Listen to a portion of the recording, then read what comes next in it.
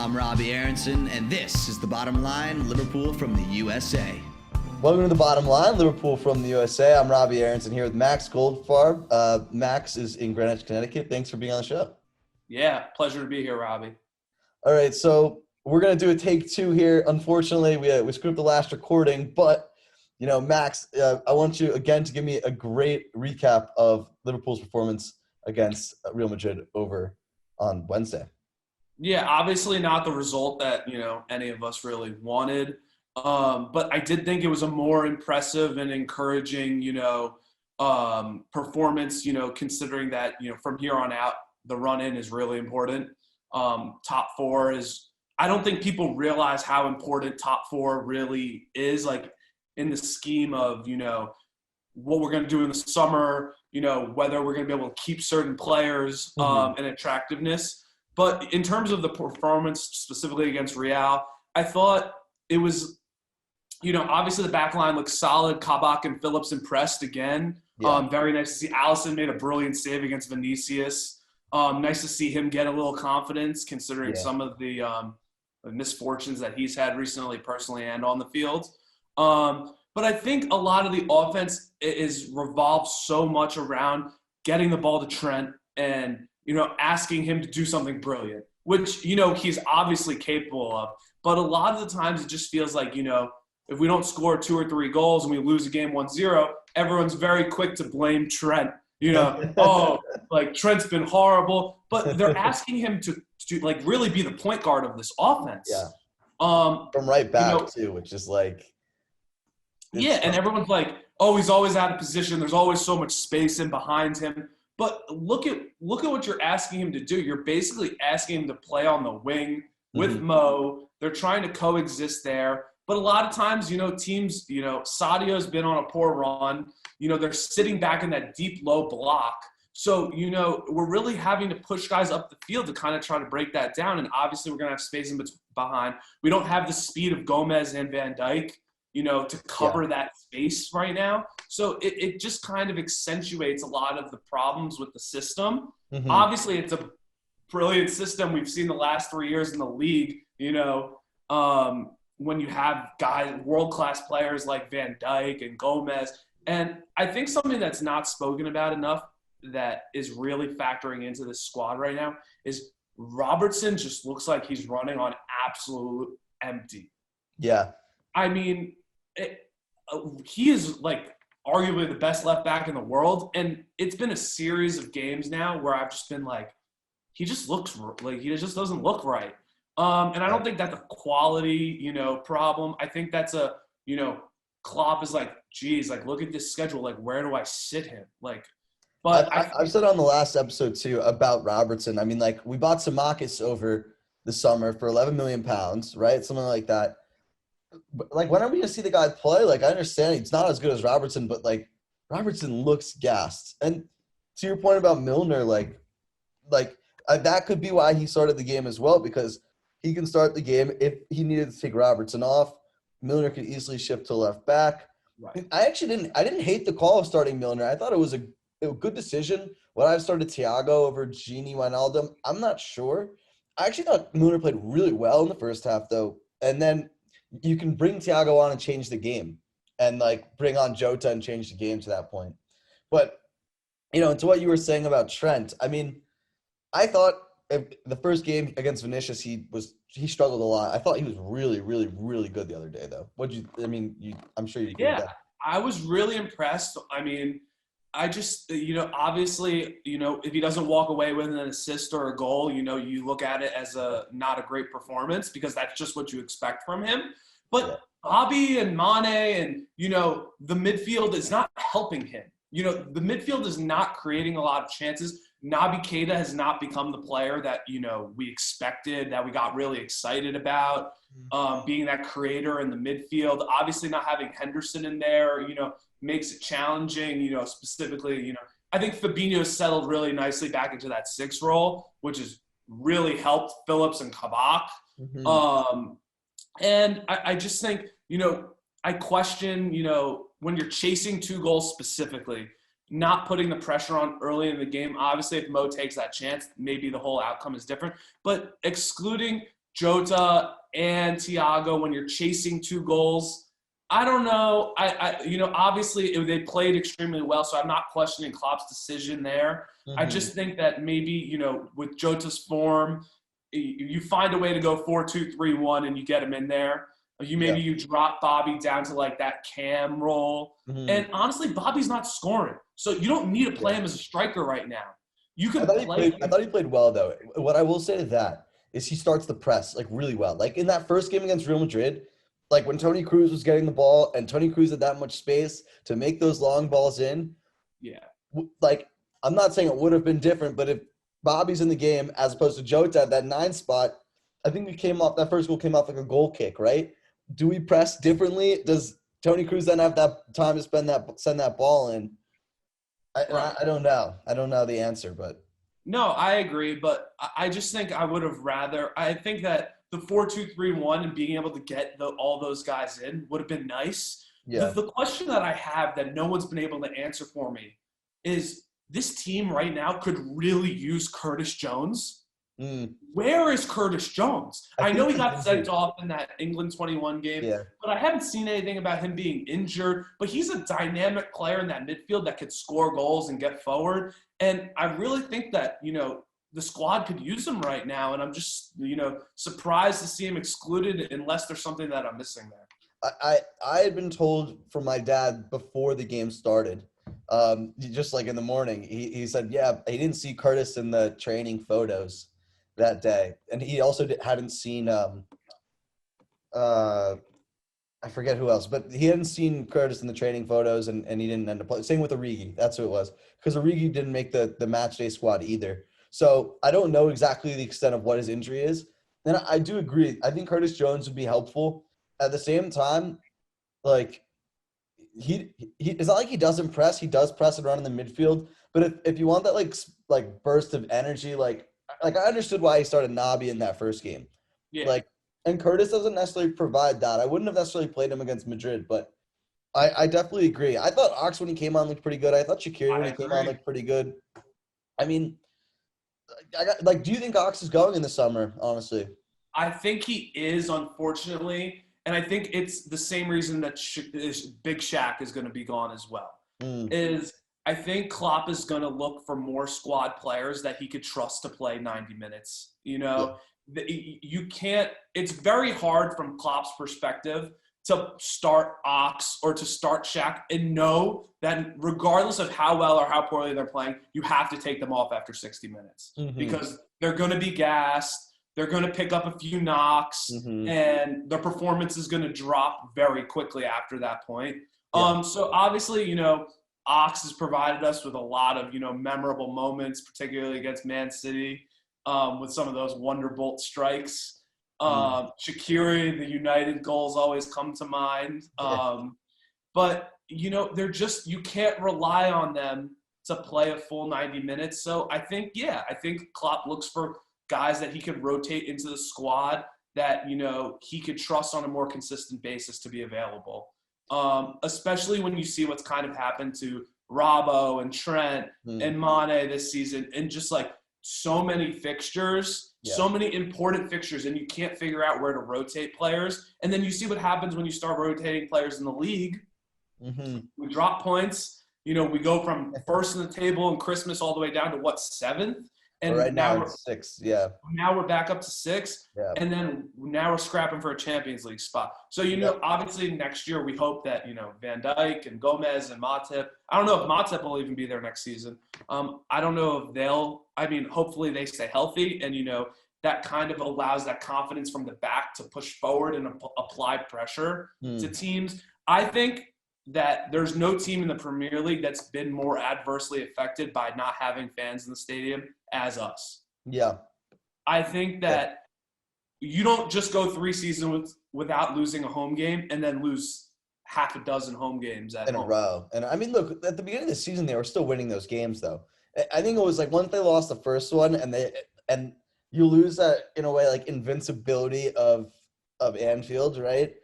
Yeah. And then you lose the second one, and then then you get a little nervous in a way. But let's go on to the Leeds game quickly. So Leeds in their last game, they beat Manchester City 2-1 a late goal in the 90th minute sealed the deal. They had 2 shots the whole game versus Man City had over 20 shots, and Leeds had a red card, and they still were able to pull it off. Now, Liverpool has looked good with their Premier League form recently.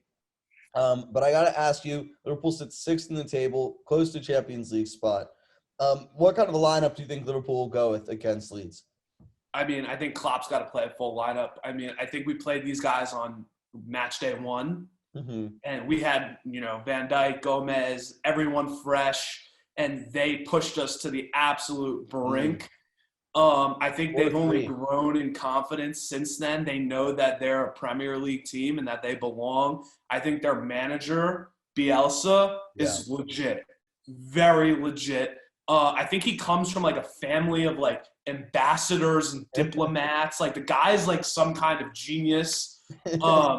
And he's like recruited extremely well and developed some really quality players like Luke Ayling, Bamford just scores goals. I don't understand how it took so long for people to realize that Bamford was, without a doubt, a Premier League player and a Premier League goal scorer. The guy tore up the championship year after year. Like, it didn't take a rocket scientist to want to put faith in a young English player. Yeah, I agree with you. I think a lot of people were skeptical because they saw what happened with Timu Pukki last year. And he obviously is like a 30-goal-a-year guy in the championship, and then he comes up to the Premier League, and it's a little harder. Obviously. Bamford didn't get off to the best start to the season, I feel like. Like, he was – like, him and Rafinha were competing there for a little bit for a squad spot. But they've kind of found a way to make them coexist and kind of get the best performances out of both of them. So it's definitely, I think, one of our hardest fixtures on the run-in. Probably the second hardest game after Manchester United. I think 3 points is a must. Great opportunity with West Ham playing Chelsea. If things, go the right way, we could be back in the top 4 at the end of the week. So for a draw. That would be really exciting stuff. And Leicester's fallen a little bit. Leicester's falling. They kind of are in a similar position to where they were last year, which is really interesting. I think they learned, a good lesson at the end of last season, but maybe the pressure gets them again. Does that get Brendan Rodgers fired if they don't make the top 4? No way. What happened to their star midfielder that just never plays anymore? Who, Madison? Yeah, James Madison. I don't know. I honestly, I wonder the same thing every time I watch Leicester play. I'm like, why isn't Madison starting? Or I think, and don't quote me on this, I don't think Madison made the England squad. And I'm like, why isn't Madison should be a starter for England? Right. But it's the same thing with that guy, whatever his name, Gareth Southgate. I don't know what his deal is. He's like, Kieran Trippier, world-class right back, playing over Trent. Get out of here, dude. What are you smoking? But, all right, so quickly, let's go into your lineup predictions, and then let's do some predictions for the score. Who do you think the X factor will be in the game, and who do you think could be the first goal scorer? Yeah. So I think between the sticks, definitely Ali coming off a very strong performance against Real. Didn't have a ton to do because, Real was soaking up most of the pressure, but, obviously no brainer. Right back, Trent, thought he played well. I thought he played really well against Real. Under different circumstances, he can end up with 2-3 assists in that game. Kabak and Phillips, I don't even know if there's any other center backs available besides Reece Williams, who's definitely not ready. And Ben Davies. Ben Davies, where's he been? Haven't seen him. I thought it was the Ben Davies from Tottenham at first. What'd you say? We signed him. I thought he was the Ben Davies from Tottenham when we signed him. That was probably a common misconception, but I really still don't know who Ben Davies is because Klopp just hasn't played him. But we put him on the bench, by the way. Yeah, I think you have to play Robertson. I wouldn't be mad if he played Milner, but Milner's played a lot recently. So what about Tsimikas? Klopp clearly doesn't trust him. Yeah. And Leeds is a side that's gonna play football. They're not gonna play the low block against us. They're gonna go out and try to score a couple goals. Yeah. So, Robertson's obviously, dependable defender. Maybe he doesn't get forward as much, this week. but you just slot him in there. You don't think twice about it. I would like to see Klopp go to the 4-2-3-1, so I'm gonna predict him to do that. With Fabinho and Thiago as the deep lying midfielders. You give Thiago, put them in that deep lying playmaker role, and then you have Fabinho with a defensive cover. I really like that combination. Yeah. Then over on the right side, I would start Jota, definitely. He's just everywhere he goes, he scores. I know he didn't score in the Real tie, had a couple of good opportunities, not going to lie. But, I mean, he's just on such an incredible run of form between Liverpool and Portugal. I mean, how do you keep him out of the team? Bobby, like I said, I'd like to see him come into that deeper line playmaking role as well. And then, he can go press up top when Mo doesn't want to, basically. So, putting him behind Mo in the 4-2-3-1, it's worked for them in the past. Yeah. I think you're going to need at least 2 goals to come out of here with a win. So, getting as many goal scorers in, particularly with Bobby really not netting that much this season, I think that would be a nice spot for him to slot in. And then over on the left, Mane, I don't really see, if you drop him, you only hurt his confidence more. Yeah. He looks like his birthday the other day. It was his birthday the other day? I think when he got dropped last week, yeah. Well, maybe he was partying too much the night before. Because Klopp doesn't voluntarily drop him, unless there's an issue, obviously, or he decides to kick Ederson in the face. But, Mo up top. I think it's like when Mo went on one of his droughts, in years past. You just have to play them out of it. He's going to come out of it. He's going to come out the other side. He's going to go on a run where he scores 4 or 5 games in a row. Yeah. We've had these conversations about Mo in the past. He's always come out of it. And the same thing with Bobby. He's always come out of it. And I totally expect the same thing of Mane, even though over the past couple of years, he feels like he's been the most dependable in terms of not going through a long period, where he doesn't score. He went through phases at Southampton as well, where he'd be on a hot run where he'd score 3 goals in 4 minutes, and then he would go on he wouldn't score for 8 games, then he'd score 8 in a row. Yeah, I fully expect, Mane to net one here and, to be off to the races for the rest of the season. Yeah. And, every game from here on out is really 3 points or bust. Yeah. The stakes are extremely high for recruitment in the summer. I don't think anyone's leaving, but, that it always – if there's no Champions League, it always brings that question. Are guys willing to stay even though there's no Champions League?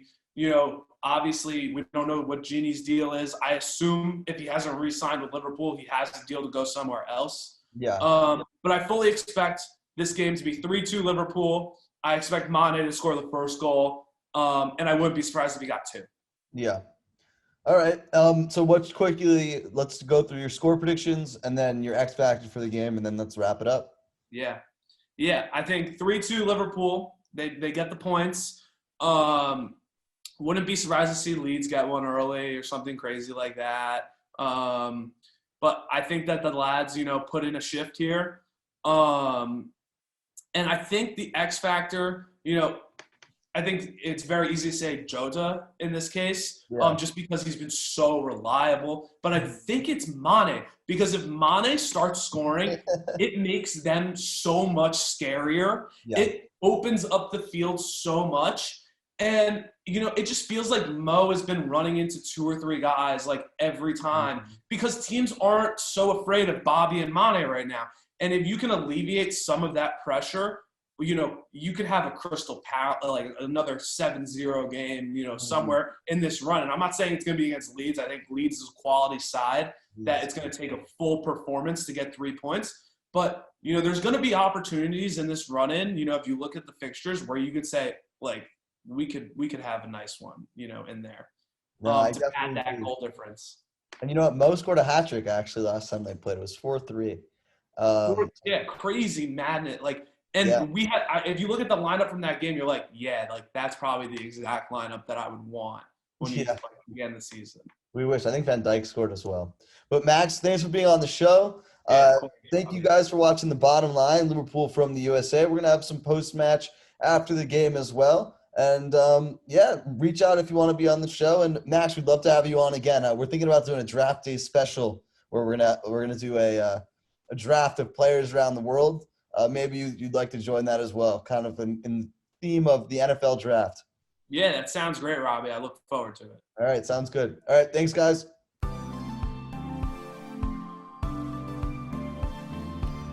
I'm Robbie Aronson, and this is The Bottom Line, Liverpool from the USA.